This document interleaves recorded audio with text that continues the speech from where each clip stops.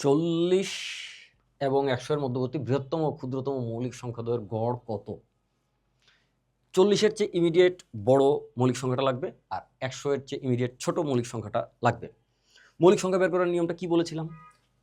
যদি সংখ্যাটা 120 এর মধ্যে হয়, তাহলে সংখ্যাটার ডান পাশে, অবশ্যই এক অঙ্কের সংখ্যা না, 2 বা 3 অঙ্কের সংখ্যা, সংখ্যাটার ডান পাশে 0, 2, 4, 6, 8 অথবা 5 এই কয়েকটার কেউ থাকতে পারবে না। যদি এই কয়েকটার কেউ থাকে, তাহলে সেই সংখ্যাটা মৌলিক সংখ্যা না, সহজ হিসাব শেষ।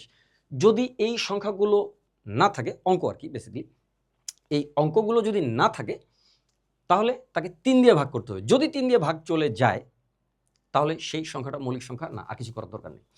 আর যদি 3 দিয়ে ভাগ না যায়, তাহলে আবার 7 দিয়ে ভাগ করে দেখতে হবে। যদি 7 দিয়ে ভাগ যায়, তাহলে সংখ্যাটা মৌলিক সংখ্যা না। আর যদি না যায়, তাহলে তো কি হচ্ছে বুঝতেই পারতেছেন, মৌলিক সংখ্যা হবে। আচ্ছা, এখন শুধু 3 আর 7 দিয়ে ভাগ করতে হবে, আর কোনো কিচ্ছু না। 3 এবং 7, আর কিচ্ছু না। আপনারা দুনিয়ার ভাগ করতে করতে সময়টা নষ্ট করেন, কোনো প্রয়োজন নেই। দেখেন 40-এর পরে 41 আছে, এটি কিন্তু মৌলিক সংখ্যা। আমি দেখেন মুহূর্তেই চিন্তা করে ফেলছি, আপনিও পারবেন।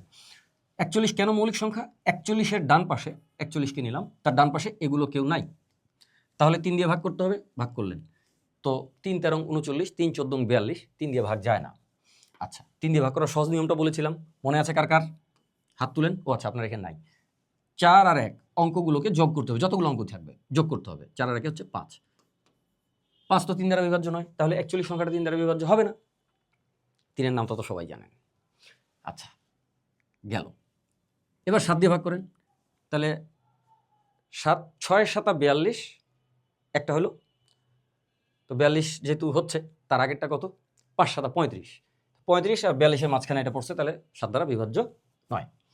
তাহলে কি হলো? তাহলে অবশ্যই এটা 3 দ্বারা বিভাজ্য নয়, 7 দ্বারা বিভাজ্য নয়, এটা মৌলিক সংখ্যা। চলে আসেন 100 এর আগের সংখ্যা বের করব।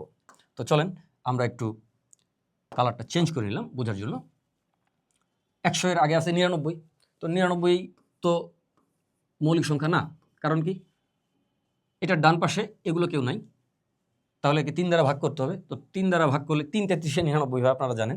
তারপরও সহজ নিয়মটা আপনাদেরকে মাথায় রাখতে হবে, কারণ বেশি অঙ্ক যখন আসবে, এখানে তো 2টা অঙ্ক আছে, তো এটা সহজেই 3 দ্বারা বিভাজ্য কি বিভাজ্য না বুঝতে পারছেন। কিন্তু বেশি অঙ্কের ক্ষেত্রে আপনার 3 দ্বারা বিভাজ্যটার সহজ নিয়মটা আপনার কিন্তু মনে রাখা প্রয়োজন।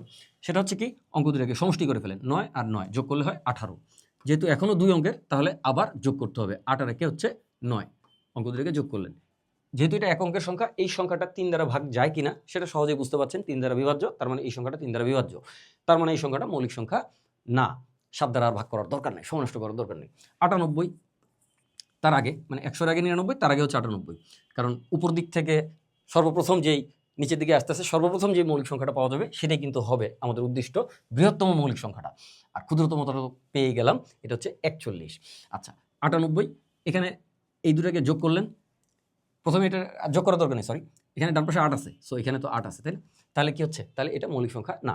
এবার আসেন 97, ইয়েস, এটা মৌলিক সংখ্যা হবে। এটা মৌলিক সংখ্যা হবে, ডান পাশে 7 আছে, যা এটার মধ্যেকার কেউ নয়। তাহলে একে 3 দ্বারা ভাগ করতে হবে। 9 আর 7 হচ্ছে 16, 6 এর আগে হচ্ছে 7, 6 এর আগে 7, 7 3 দ্বারা বিভাজ্য নয়, তাহলে এই সংখ্যাটা 3 দ্বারা বিভাজ্য নয়। একে 7 দ্বারা ভাগ করলেও এটা বিভাজ্য হবে না। চলেন একটু ছোট বাচ্চার মতো ভাগ করে দেখি 7 দ্বারা। 7 একে 7, মনে আছে তো নাকি কেমনে ভাগ করতে হয়? আচ্ছা, তাহলে থাকলো 2, আর এখানে থাকলো 27, তাহলে 4 7 28, আর 3 7 হচ্ছে 21, মানে 21। তাহলে এখান থেকে থাকলো বাকি 6। তো তাহলে এটা 7 দ্বারা ভাগ করলে 6 অবশেষ থাকে, এটা 7 দ্বারা বিভাজ্য নয়, তার মানে এই সংখ্যাটা মৌলিক সংখ্যা। কে? 97। এবার গড় বের করতে হবে। গড়, তো গড় কীভাবে বের করবেন? এইটা আপনি সবচেয়ে বড় আর এটা সবচেয়ে ছোট পেলেন, তাহলে এই দুটার গড় কত হবে? 41 যোগ 97 ভাগ হচ্ছে 2। তো আপনি এখান থেকে পেতে পারেন 7 রেখে 8 আর 9 4 13 ভাগ 2। এটাকে আপনি সহজে ভাগ করতে পারেন, আবার আপনি মুখে মুখেও এটা বলতে পারেন যে এটা আসতেছে হলো 69, এই সংখ্যাটা। যদিও সংখ্যাটা ভালো না, কিন্তু সংখ্যা আসছে। আচ্ছা, এখন কথা হলো কি, সেটা হলো 138। এইটা, এই জিনিসটাকে কিভাবে সহজে ভাগ করতে পারেন, যাদের হয়ে গেছে তারা লিভ করে ফেলেন, কোনো কিছু নেই। সহজে ভাগ করতে পারেন কিভাবে দেখেন, আমি একটা কৌশল বলি। 140, এটাকে 2 বাড়ালে 140 হয়, তো 2 কম আছে 140 থেকে, তো 140-কে আগে 2 ভাগ করে নেন। তাহলে 140-কে 2 ভাগ করলে কত হচ্ছে? 70, কারণ 7 2 14। 140-এর মধ্যে তো সামনে 14 আছে, তাহলে আপনার কত হলো? 70 হলো।